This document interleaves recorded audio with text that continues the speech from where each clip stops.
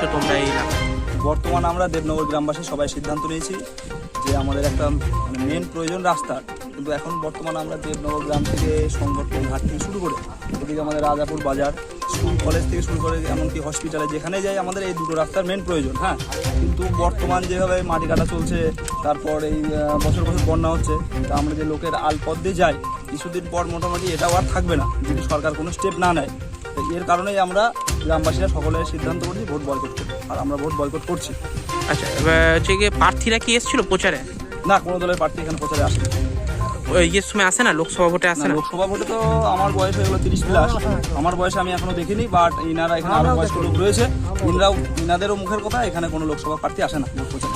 তাহলে কারা আর বিধানসভার সময় আসে? হ্যাঁ, বিধানসভার সময় আসে। আচ্ছা, এই কত ঘরের ভোট আছে এই এলাকায়? মোটামুটি 100+। কত ভোটার? ভোটার 370+। আচ্ছা, আপনারা এই পোস্টারগুলো কারা দিয়েছে তাহলে গ্রামের মধ্যে? পোস্টারগুলি আমরা গ্রামের সবাই বসে সিদ্ধান্ত করে আমরা নিজেরাই পোস্টারগুলি বানিয়েছি ভোট বয়কট।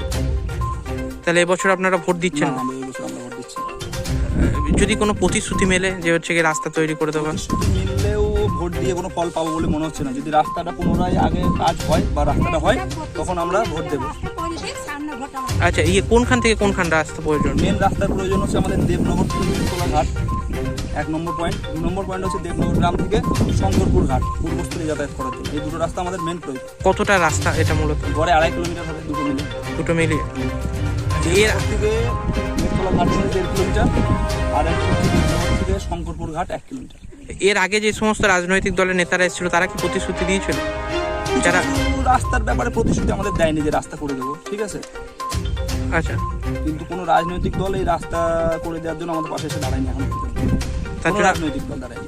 তাহলে আপনারা তাহলে এখন কি সিদ্ধান্ত নিচ্ছেন? আমরা এখন সিদ্ধান্ত নিয়েছি ভোট বয়কট করছি, লোকসভা ভোট বয়কট করছি। আর এই এলাকায় আর কি সমস্যা রয়েছে? আরও বিভিন্ন সমস্যা রয়েছে, এখন বাচ্চারা যেমন স্কুল থেকে আসার সময় এই যে রাস্তার যে পরিস্থিতি, কোথাও গর্ত, কোথাও গাড্ডা, ট্রাক্টরে মাটি কেটে নিয়ে যাচ্ছে, আসার সময় সাইকেল থেকে পড়ে গিয়ে 100 জন যদি স্টুডেন্ট স্কুলে যায়, বাড়ি এসে দেখা যায় মোটামুটি 50-60 জনের কোথাও পা কেটে গেছে, কারোর হাত ছড়ে গিয়েছে। রাস্তার এমনই পরিস্থিতি এখানে। মানে প্রতিদিনই দুর্ঘটনা? হ্যাঁ, প্রতিদিন এরকম দুর্ঘটনা ছোটোখাটো হতেই থাকে। এমনকি আমাদের এই স্কুলের মাস্টার শেখ আজিজুল হক যখন আসছিল তখন বন্যা হয়ে গেছিলো একটা টাইমে, 2015-16 সাল নাগাদ হবে। তা ওনাকে আসতে আসতেই আমাদের শঙ্করপুর ঘাট থেকে কিছু দূর আসার পরেই সাপে পর্যন্ত কামড়িয়েছে। ঠিক আছে, এরকম সমস্যার মধ্যে দিয়ে আমরা বসবাস করি। কি নাম আপনার? আমার নাম তরুণ মোড়ল। কি সমস্যার কারণে আপনারা এই ভোট বয়কট করেছেন? আমাদের রাস্তাঘাট নেই, চলাচলের খুব যাতায়াতের অসুবিধা, ওই জন্যই আমরা ভোট দেবো না মনে করছি, একটা ভোট বয়কট করবো। আচ্ছা, আমাদের এখানে নেতা মন্ত্রীরা আসে, আশ্বাস দিয়ে যায়। আমাদের এমএলএ এসে বলেছিল যে দেবনগরকে আমরা দেখবো, কিছুটা হলেও আমি দেখবো, সেও কিছু বলেনি, কেউ আজ পর্যন্ত একটা কাজ পর্যন্ত করেনি। এই রাস্তায় একটুখানি ঢালাই করেছিল, সে ঢালাই ভেঙে গেছে, কোনোদিন দেখতেও আসেনি।